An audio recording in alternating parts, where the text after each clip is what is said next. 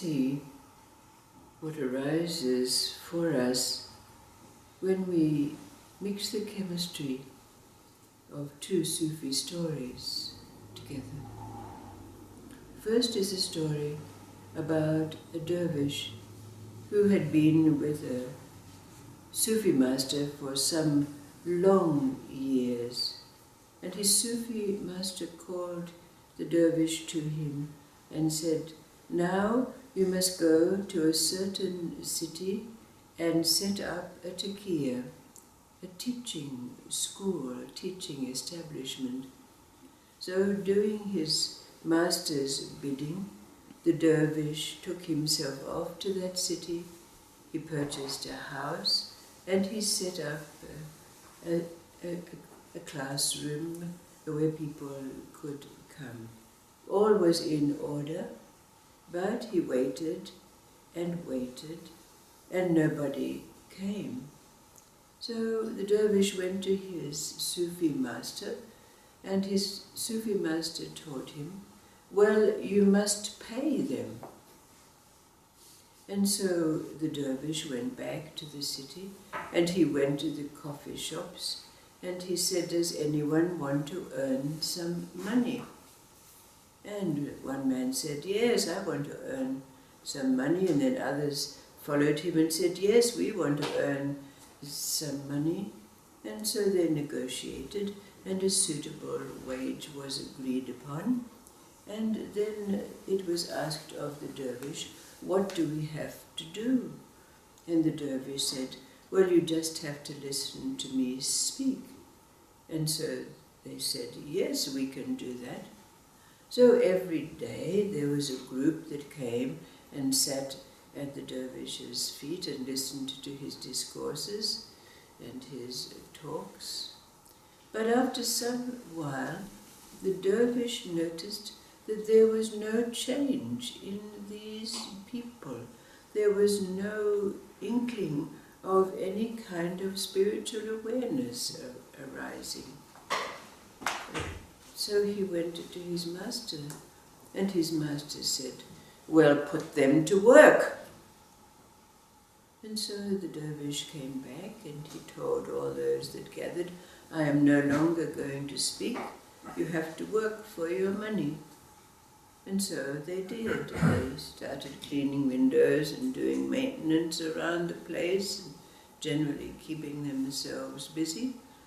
But the dervish noticed that they were most unhappy, that they were going around with long faces in a state of melancholy. So finally, one of the group who came approached the dervish and said, we're very sorry, but we miss your talks. We would like to hear your dissertations and your discourses." And so the dervish said, "Well, yes, we can certainly resume that, but I will no longer be paying you." And they said, that's fine, yes, we don't want payment."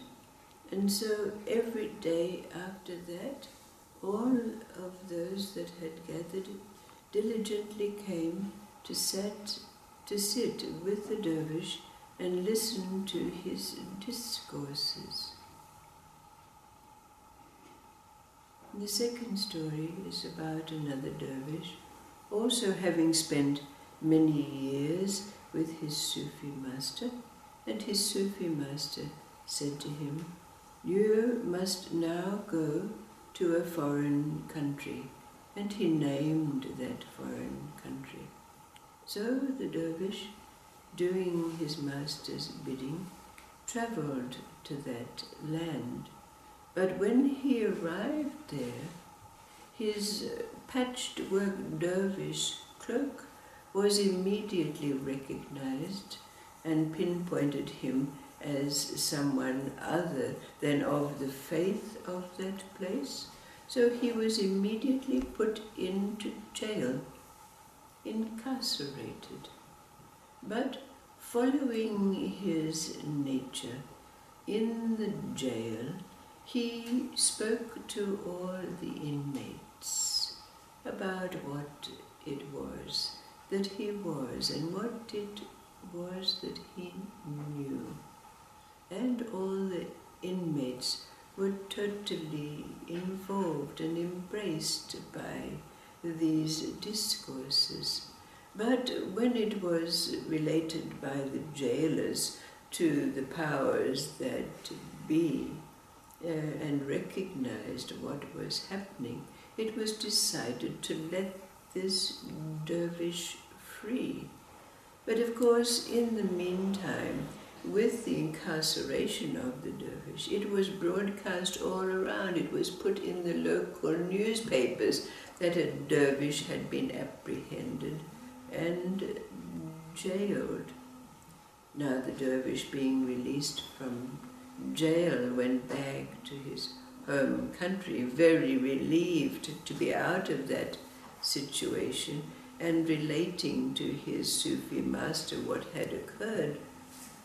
But some time later, his Sufi master said, "You have to go back to that foreign land." And rather reluctant to do so, the dervish did his master's bidding and went back there. But of course, being immediately recognized, he was apprehended and put back into jail, where the same thing happened. Following his nature, he gave discourses to the inmates.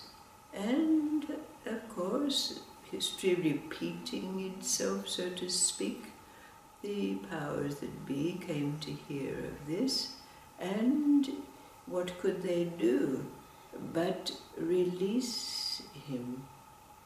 But a strange thing happened. After he was released from the jail, outside waiting for him was a throng of people wanting to hear what he had to say, wanting to listen to his discourses, his dissertations.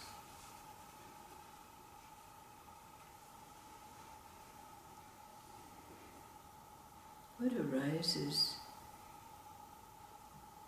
perhaps as an essence of meaning for us, out of these two stories? What is it that they invoke in us as an awareness relative to our relationship with life?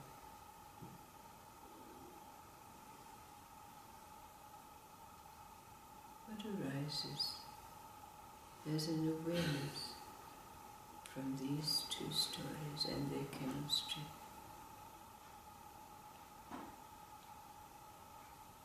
Well, it's like the obvious, isn't it?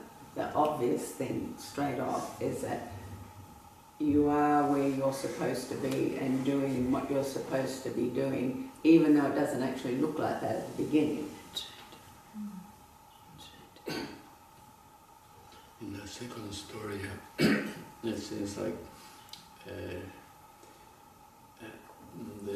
the people are enlightened and come back to the earth. It's like being in jail, and once you leave it, once you're in it, you can impart the knowledge to other people, which is a freedom. Right. Right, right.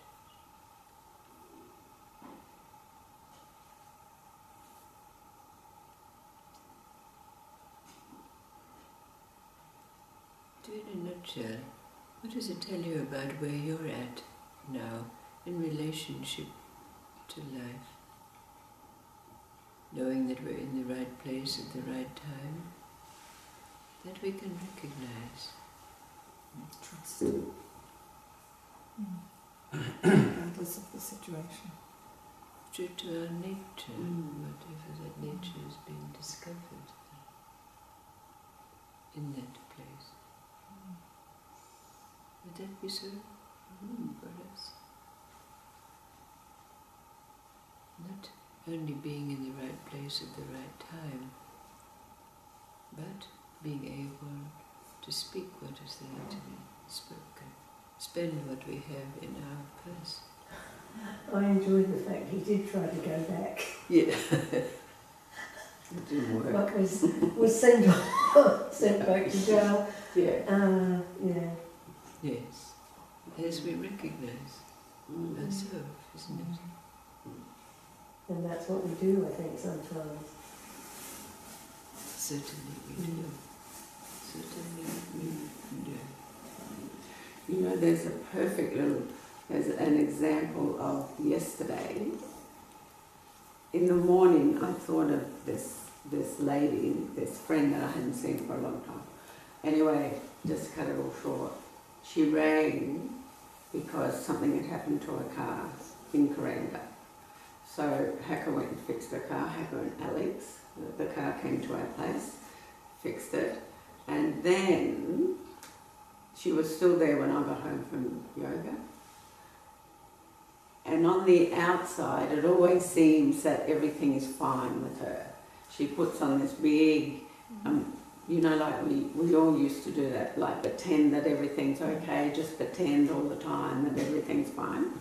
But anyway, we had some dinner, and then Alex had gone home, we had some dinner, we were sitting there, and then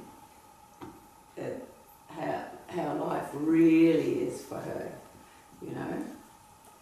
Anyway, I gave her some curtains and she was so happy, and off she went.